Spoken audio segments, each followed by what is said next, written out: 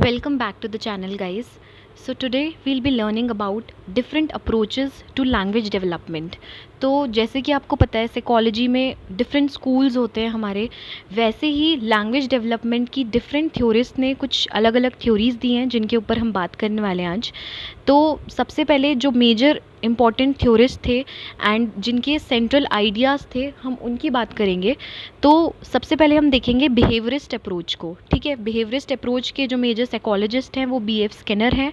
And इनका जो central idea था वो यही था कि बच्चे जो होते हैं वो इमिटेट करते हैं। किनको इमिटेट करते हैं? अपने अडल्ट्स को, अपने पेरेंट्स को, अपने सिबलिंग्स को ये लोग इमिटेट करते हैं। एंड कहीं ना कहीं जब उनको रीइंफोर्समेंट मिलता है तब वो किसी भी लैंग्वेज को, किसी भी वर्ड को, अपनी वोकैबुलरी को इंक्रीज़ करते हैं और कहीं ना कहीं वो बोलना सीखते हैं। ठीक है, इनेटनेस की जो थ्योरी है वो दी है हमारी नॉम चॉम्स्की ने। तो चॉम्स्की का मानना ये था हमेशा से ही कि जो बच्चे होते हैं उनके अंदर एक लैंग्वेज एक्विजिशन डिवाइस होता है, LAD का नाम आपने सुना होगा पहले भी।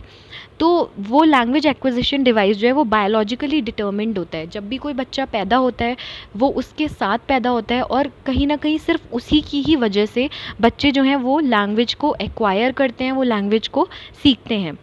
थर्ड हमारे पास आता है cognitive approach, that was given by Jean पियाजे। एंड इन्होंने ज़्यादा फोकस दिया इस चीज़ पे कि पहले बच्चे किसी भी कॉन्सेप्ट को समझते हैं और उसको समझने के बाद वो उसके बाद उसे लैंग्वेज में लेके आते हैं या फिर उसके शब्द वो निकालने स्टार्ट करते हैं। फॉर एग्ज़ाम्पल, कोई भी बच्चा होगा वो पहले किसी बॉल को देखेगा तो वो पहले उसके साथ खेलेगा। उसे खेलने के बाद उसे समझ आएगा कि अच्छा ठीक है, उसको इस चीज़ के साथ खेलने में मज़ा आ रहा है, एक प्लेजर मिल रहा है। तब वो उसका नाम जानना चाहेगा और कहीं ना कहीं उसको एज अ बॉल वर्ड याद रहेगा एंड वो एज अ लैंग्वेज के तौर पे उस चीज़ को रिमेंबर कर पाएगा। एंड लास्ट आता है हमारे पास इंटरैक्शनिस्ट अप्रोच, जो है जेरोम ब्रूनर की। और इंटरैक्शनिस्ट अप्रोच ने यही बोला है हमेशा से कि जो लैंग्वेज है वो कम्युनिकेशन के पर्पस के लिए ही बनाई गई है। एंड कहीं ना कहीं क्योंकि बच्चे भी कम्युनिकेट करना चाहते हैं, अपनी बात रखना चाहते हैं, अपने मन की बात को बोलना चाहते हैं अपने पेरेंट्स से, अपने सिबलिंग से, अपने दादा दादी से, तो इसीलिए वो कहीं ना कहीं लैंग्वेज को कम्युनिकेट करने के लिए ही सीखते हैं। ठीक है, अब इसके बाद हम बिहेवियरिस्ट अप्रोच देख लेते हैं, बिकॉज़ ये काफ़ी बार एग्ज़ाम में हमसे पूछा जाता है एंड ये थोड़ा सा इम्पॉर्टेंट टॉपिक है। तो जो बिहेवियरिस्ट अप्रोच है या बिहेवियरिस्ट थ्योरी है, उनका मानना ये है कि जो भी इन्फेंट है वो ओरल लैंग्वेज को लर्न करता है। किस प्रोसेस के थ्रू? मॉडलिंग के प्रोसेस के थ्रू। मॉडलिंग में क्या होता है, एक पर्टिकुलर मॉडल होता है। मॉडल हम किसे बोलेंगे?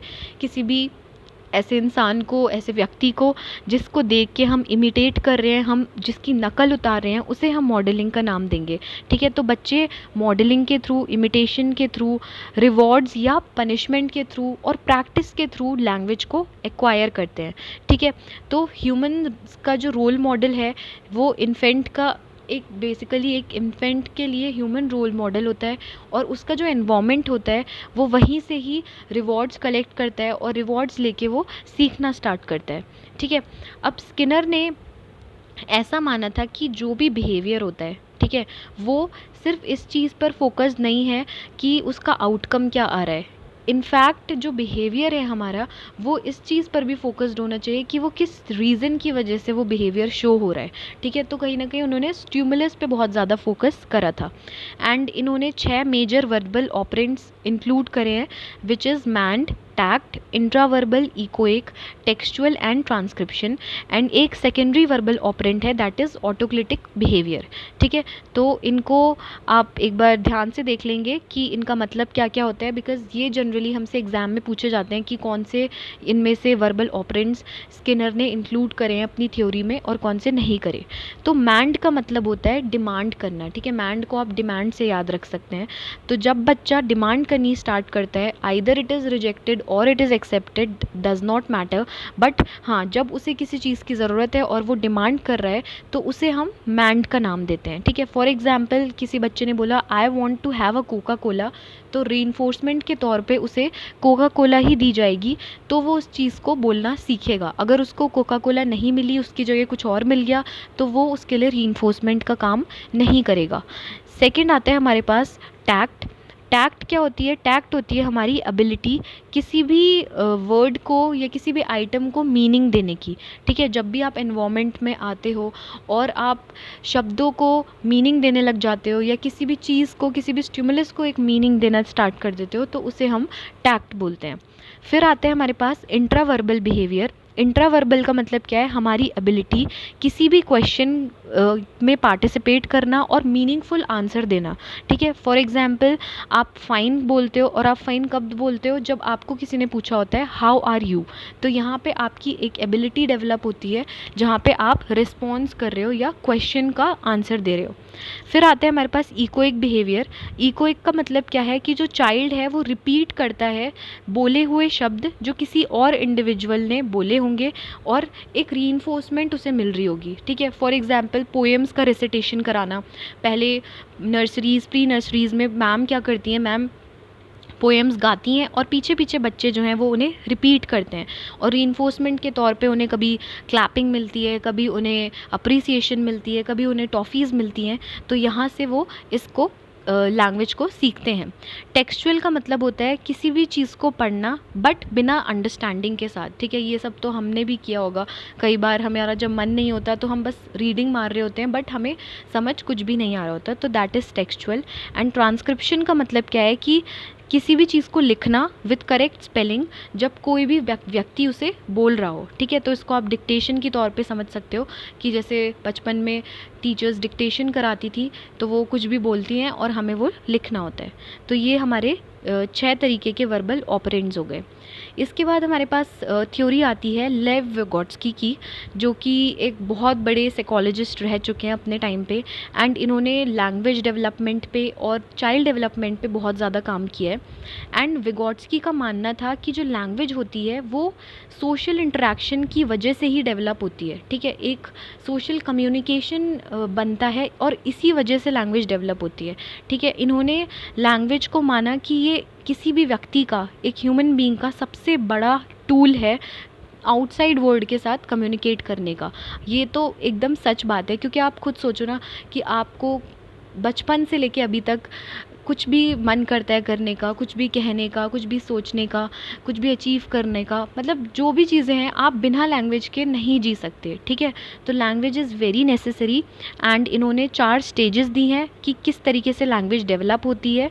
तो primitive, naive, external and ingrowth stage, ये चारों स्टेजेस जो हैं वो कई बार सीक्वेंस में पूछी जाती हैं और कई बार इन्हें ऐसे भी पूछ लिया जाता है, तो आपको इन्हें याद रखना है, ठीक है। थोड़ा थोड़ा इनके बारे में हम देख लेते हैं। प्रिमिटिव स्टेज क्या है? ये सबसे पहली स्टेज है अकॉर्डिंग टू विगोट्स्की, जहाँ पे लैंग्वेज डेवलपमेंट जो है बच्चे का वो स्टार्ट हो रहा है।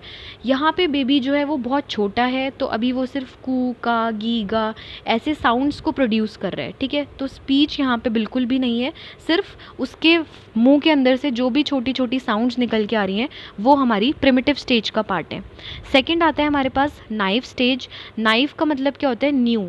तो नाइव का मतलब क्या है? कि when baby starts to learn new things या न्यू वर्ड्स को वो बोलना स्टार्ट कर दे, ठीक है, बिना किसी मीनिंग के, बिना किसी पर्पस के, बस उसे वर्ड बोलना है, तो वहाँ पे हम नाइव स्टेज बोलते हैं। फॉर एग्जाम्पल, वो क्या बोलेगा? वो बोलेगा डॉगी, जबकि उसके कहने का मतलब क्या होगा? Where is my doggy, I want my doggy, he has my doggy, but वो सिर्फ डॉगी बोल देगा। वैसे ही जब उसको पानी पीना होगा वो बोलेगा वाटर, वो ये नहीं बोलेगा I want to have water, I want to drink water, वो सिर्फ वाटर बोल देगा। तो ओवर टाइम जो है ये फ्रेजेस जो हैं वो थोड़े थोड़े कॉम्प्लेक्स होते जाते हैं, बट नाइव स्टेज में बेसिकली वो तो एक एक दो दो छोटे छोटे शब्दों को सीख रहा होता है। फिर आता है हमारे पास एक्सटर्नल स्टेज। एक्सटर्नल स्टेज में क्या होता है? जो बच्चा है वो कुछ ऑब्जेक्ट्स के मीनिंग निकालना स्टार्ट कर देता है, उसे धीरे धीरे वर्ड्स के भी मीनिंग पता होने स्टार्ट हो जाते हैं, ठीक है। जैसे टॉयज़ हैं, टॉयज़ किस लिए हैं, उसके फिंगर्स हैं, ठीक है। एंड कहीं ना कहीं राइमिंग वगैरह भी बहुत ज़्यादा डेवलप होती है स्टेज में। एंड एक ईगो सेंट्रिक स्पीच जो होती है, दैट इज़ वो अपने आप से बात करना बहुत ज़्यादा स्टार्ट कर देता है in the external stage. And finally last आता है हमारे पास इनग्रोथ स्टेज। इनग्रोथ स्टेज कब अकर होती है? जब बच्चा जो है वो धीरे धीरे कुछ भी टास्क होते हैं या कुछ भी लर्निंग उसने करी होती है उसको इंटरनलाइज करना स्टार्ट कर देता है एंड धीरे धीरे वो चीज़ों को याद रखना शुरू कर देता है। फॉर एग्जाम्पल वो क्या करेगा, वो अपने हेड में काउंट करना स्टार्ट कर देगा instead of counting on his fingers. छोटे बच्चों को हम कैसे सिखाते हैं ना, 1 2 3 4 फिंगर्स दिखा के, बट जब वो बड़े हो जाते हैं तब वो अपने मन में भी चीज़ों को बोलना स्टार्ट कर देते हैं। तो आप ऐसा मान सकते हैं कि इन ग्रोथ स्टेज में आप कहीं ना कहीं अपनी लैंग्वेज को बिना बोले, बिना बाहर एक्सप्रेस करे, अपने दिमाग में ही बोल रहे हैं और समझ रहे हैं। So that is what is about ingrowth stage. So आज के लिए हमारा आज का टॉपिक यहीं ख़त्म होता है। Thank you so much for watching the video. Do like and subscribe the channel. Thank you.